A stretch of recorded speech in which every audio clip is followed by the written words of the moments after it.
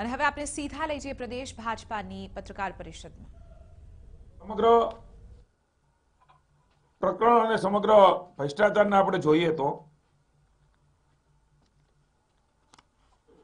Sonia ગાંધીનું connection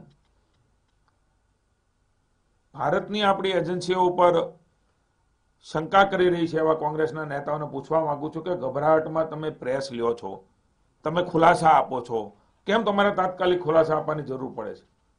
માત્ર agency નથી કહેતી ભારતની, એ અહીંયા આવીને બોલ્યા છે. એ ઉપરાંત ઇટલીની કોર્ટે સજા આપી છે, એના ઓફિસરોને 4 વર્ષની સજા થઈ છે. એમાં પણ સોનિયા ગાંધીનું નામ એ લેવાનું છે. મને એવું લાગે છે કે આપ સૌ એ બાબતથી વિદિત હશો. અહેમદ પટેલનું નામ, રાહુલ ગાંધીનું નામ, સોનિયા ગાંધીનું નામ, 125 કરોડ રૂપિયાની કટકી કોંગ્રેસના નેતાઓએ લીધીનો ઉલ્લેખ થયો છે અને એના આધાર ઉપર સજા પણ થઈ છે. ત્યારે આ બધા જવાબો હું એવું માનું છું કે કોંગ્રેસે આપવું પડે.